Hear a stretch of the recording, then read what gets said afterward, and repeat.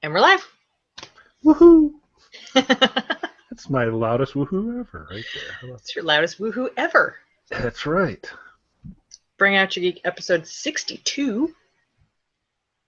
It's another hat episode, which is kind of funny because I'm wearing the hat from the place that I went to last week, and you're wearing the hat from where you were. Yes, I went to Canada. Which was pretty awesome. Yeah. I went to San Antonio, Texas, so. Very cool. It's very muggy. Yeah, I would think that's kind of Texas. Isn't most of Texas underwater right now? It was very wet. There wasn't a lot of. It was strange weather because it would be sunny, and then out of nowhere it would just, like, the wind would pick up and the sky would open up, it'd downpour, and then it would be over. That was it. Very. Yeah, so it's kind of like Florida without the theme park. So.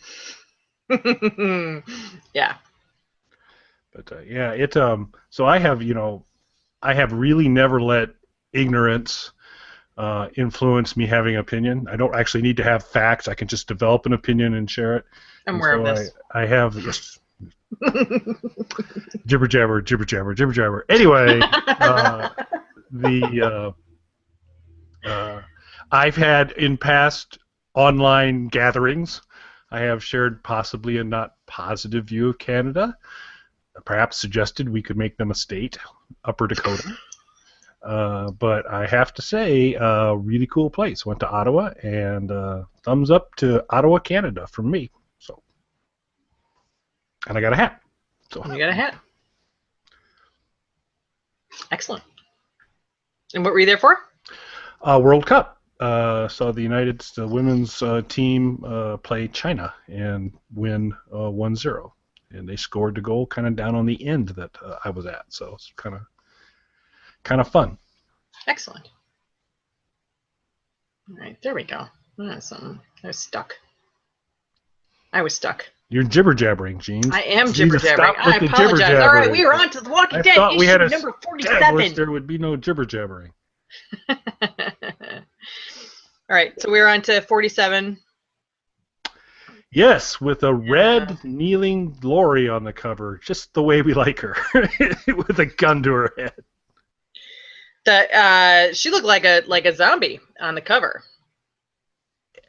It was either like just pre or just post, because it didn't look good. There was somebody possibly wearing an overcoat, a little hard to tell.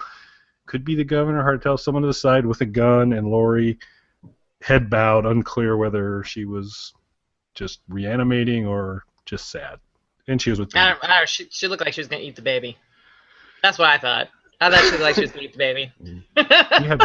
You have a special brain, Jeans. That would be. I'm telling you, it's a dark look. It looks like a zombie Lori who's going to eat Judith. That's what it looks like on the cover. All right. She's baring her teeth. I mean, that doesn't look sad. That looks chompy. Chompy's not the. Sometimes you bare your teeth when you're in pain or anger or dismay. I had them as dismayed bare teeth, but great band name. So there we go. Oh, nice. All right. So when we left off, Michonne had surprised the governor and his party with still being alive. Yeah. Which, yes, the governor's not very happy about. I do like, and it for the kids at home, the language does get a little rough in The Walking Dead, and no greater example of that when Michonne, like it's the first or second panel in the thing, the governor goes, you're gonna get it, and she's like, you're dense, and I thought you're dense, in this world, that's something like a sixth grader says. That's a sixth grader insult to call somebody dense. Yeah. I get called dense a lot though, so there you go. Yeah, your dense was not sort of like you're stupid with 2 O's. Yeah. Yeah. I know you are, but what am I? I was waiting for him to come back with that, but he didn't. So. And he ends up getting shot in the face, the governor. Yes, not a good not a good several days, weeks for the governor. He's getting all kinds of problems. Just insult to injury. He's got a lot going on there as it is. So he's got an ear missing and an eye patch, and he's getting shot in the face. Of a cheek canal going now, sort of. And she shot him. Yeah. And I thought for an instant that it was actually Numbnuts. What's his name? Gabe. I thought Gabe shot him, but then it shows it sort of like bouncing off of her armor on the shoulder.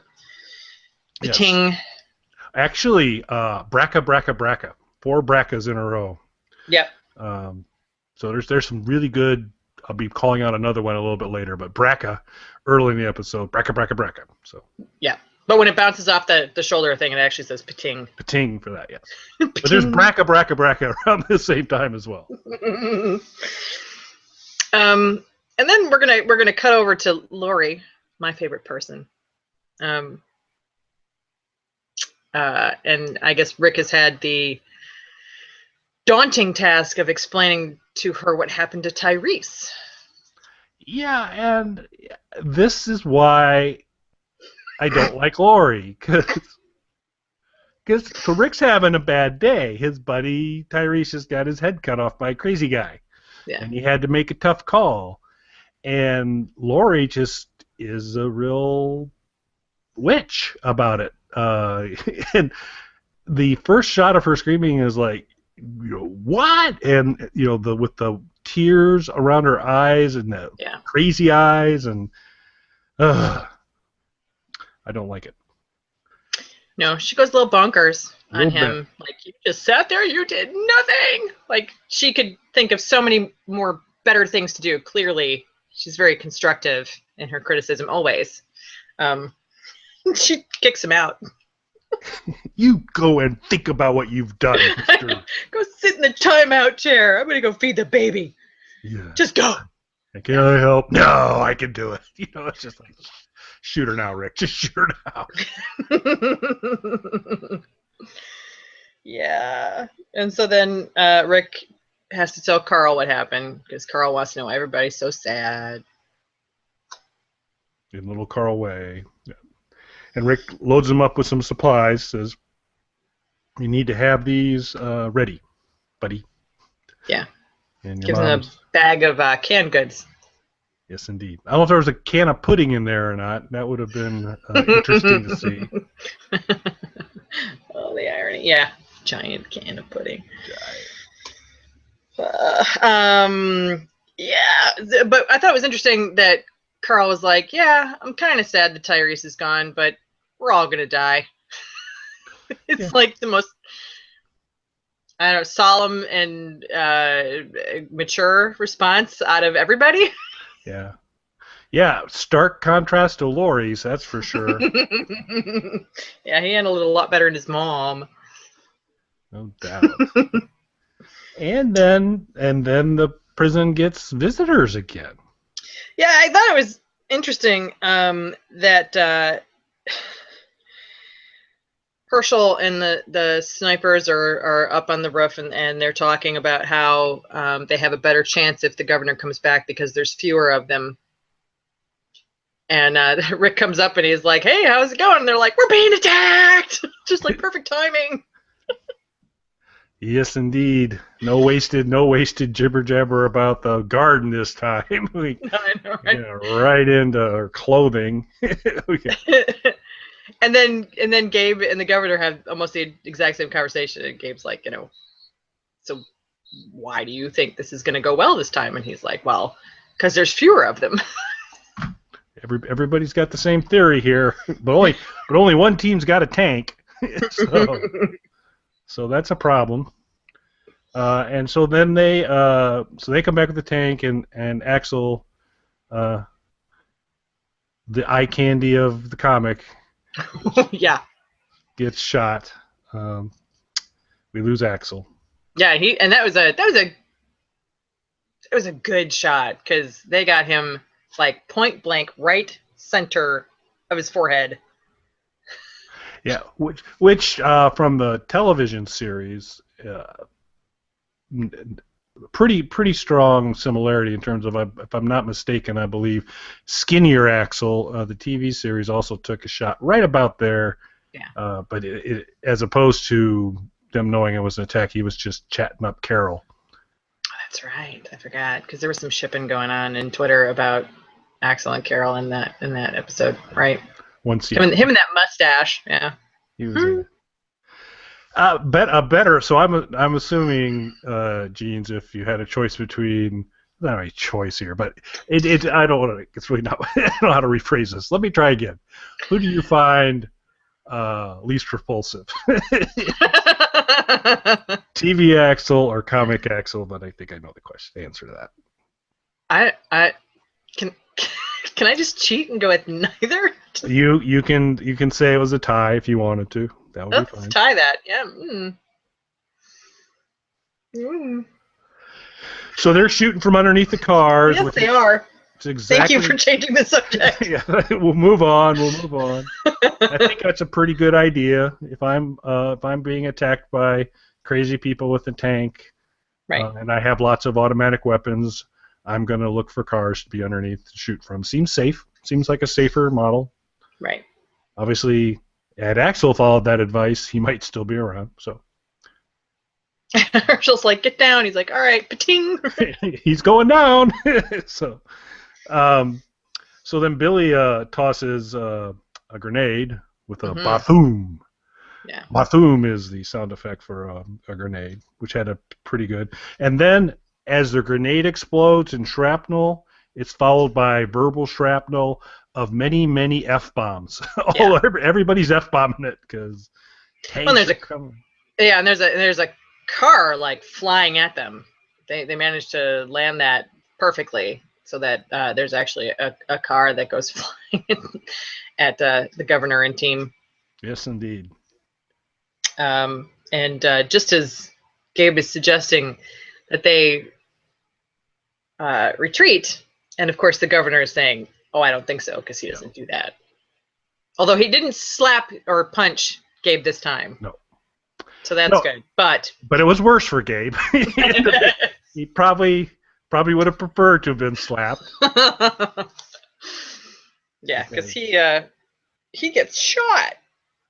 Spatak. Yeah, he does. And do you want to say who shot him? Sure. It was Andrea on top of the RV with the sniper rifle. It's like a game of Clue. I was just going to say Colonel Mustard in the library with the candlestick. Which is that panel of her kind of astride the RV, just starting to pick off minions right and left. Great shot. She looks so badass on it, and I wish comic Andrea would have been on TV. Although Carol's kind of sort of picking the mantle up. Yeah, but TV Carol was hard to watch. TV Andrea, you mean? Oh, yes. God, did I say Carol? I did. Yes, I said you did. Carol. Oh, yes, my God. Yes, you did. All right. Sorry.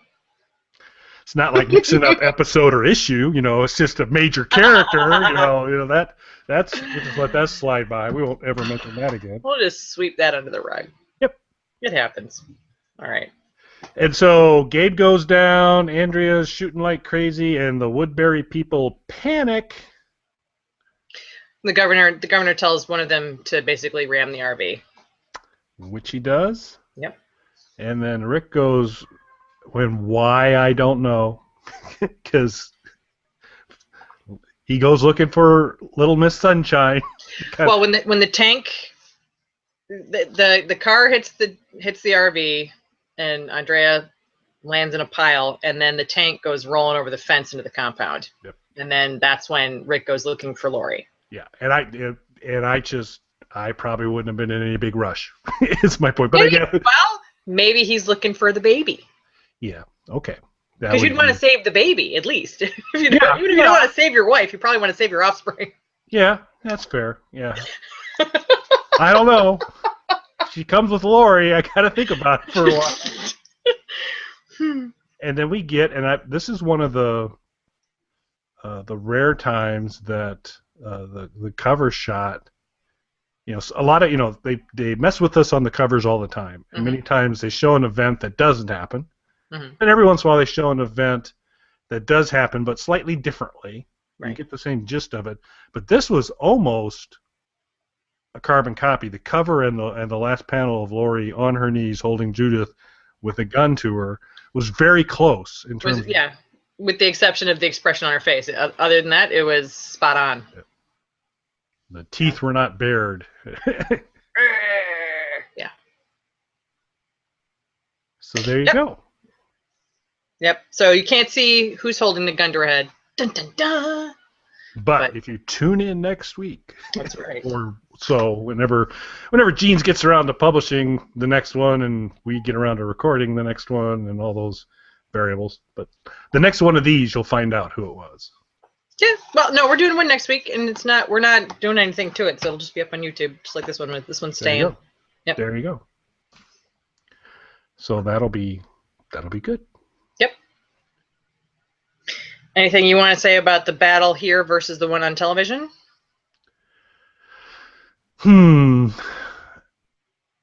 So the Woodbury people are pretty worthless in both. Agreed. The governor is a little more. Well, gosh, I don't know. They're both pretty psycho in terms of. It just seemed in the television show, they kind of kept. I guess they came back a lot of times in the comic too. So I think it was parallel. I mean, some of the setup was different. Obviously, how characters went and which characters went, and there's kind of more of that in a big way to come in the next couple issues. Right. But I really liked how the television show handled the main one, the kind of the main tank running through and all that. I thought it was pretty cool. How about you?